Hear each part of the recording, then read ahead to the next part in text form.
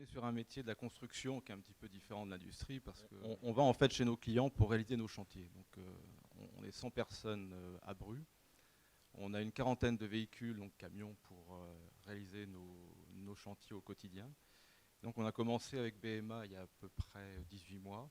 Donc je tiens à remercier Fanny Dufour et Clément Thiabaut qui sont là, qui nous ont bien accompagnés parce que le projet était pas facile à appréhender. On a commencé par mesurer les kilomètres réalisés sur une année. Et c'est impressionnant parce qu'avec ces 40 véhicules, je crois que c'est 3 fois le tour de la Terre que l'on fait chaque mois. Donc c'est quelque chose qui nous a vraiment surpris. On a pris un petit chantier, enfin un chantier de 200 000 euros sur la ville de Rennes, donc route de Lorient, à 15 km de l'agence. Et on s'est rendu compte que pour ce chantier d'un mois, c'est pratiquement 3000 km qui ont été réalisés. Donc là, on a vu effectivement l'importance de ces déplacements. Et on a identifié des déplacements intempestifs, c'est-à-dire que les chantiers sont préparés, mais on s'est rendu compte que chaque jour, il y avait des déplacements non prévus.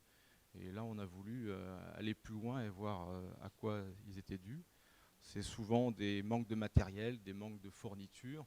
Donc ça impose que nos ouvriers ou chefs de chantier quittent le chantier pour aller chez le fournisseur ou chez le loueur. Donc avec souvent des arrêts de chantier. Sur ce chantier, sur 2 semaines, il y a eu 4 arrêts de chantier comme ça qui ont perturbé la production. Et donc on a voulu aller plus loin. Et donc la première action concrète pour mobiliser également tous nos salariés, c'est des formations à l'éco-conduite parce qu'on avait réalisé tout cela il y a à peu près 10 ans et on constatait des accidents plus fréquents.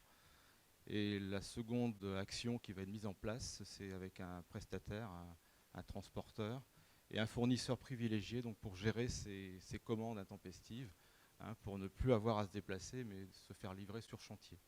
Donc en fait, à partir d'un constat sur les déplacements de vos collaborateurs, vous êtes en train, mine de rien, si je puis dire, de revisiter vos process industriels, votre manière de planifier les chantiers, c'est essentiel dans l'économie, la compétitivité de votre métier. Ça impacte complètement le cœur du métier finalement de Rovia. On s'est rendu compte que des chantiers étaient souvent mal préparés parce qu'on manquait de temps. Donc l'idée aussi de limiter les déplacements, c'était de redonner du temps à nos conducteurs de travaux, chefs de chantier. Donc tout ça est finalement lié.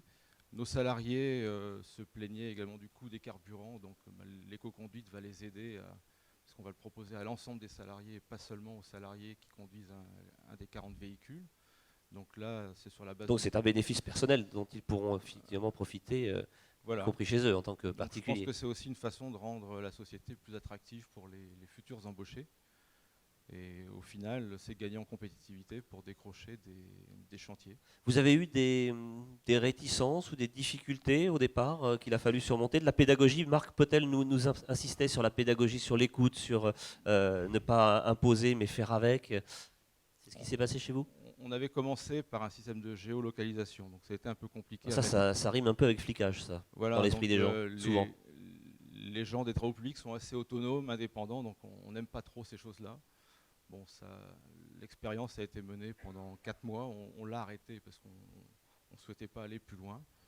Mais aujourd'hui, après 18 mois, les gens savent ce que c'est. Cette formation éco-conduite va permettre de rentrer dans le vif du sujet. Et je pense après, sur les courses intempestives qu'on a pu détecter, c'est la seconde étape. Eh ben on va suivre ça. C'est le début. On a bien compris que vous étiez en phase de lancement de cette deuxième étape. Donc peut-être que dans un an, vous pourrez revenir nous dire comment les choses se sont mises en place sur ce chantier. Un chantier et puis d'autres évidemment. Il y a une idée de dupliquer ensuite si ça fonctionne bien. Ça correspond aussi à des actions de formation concrètes que l'on va faire parce qu'on s'est rendu compte que notre métier s'était perdu. Les anciens partent à la retraite, les jeunes arrivent. Et des choses évidentes comme poser une bordure ou appliquer une tonne d'enrobé, il n'y a plus de transmission. Donc on va revenir sur des rendez-vous techniques, donc à la base des métiers. Donc l'idée c'est de partager tout ça avec les salariés. Où ça mène dans la mobilité, vous voyez, c'est vraiment intéressant parce qu'en tirant là encore sur le fil, on s'aperçoit que vous revisitez des process managériaux, des manières de concevoir l'organisation, la planification de vos chantiers et du coup la qualité de vie au travail aussi pour vos collaborateurs. Tout à fait.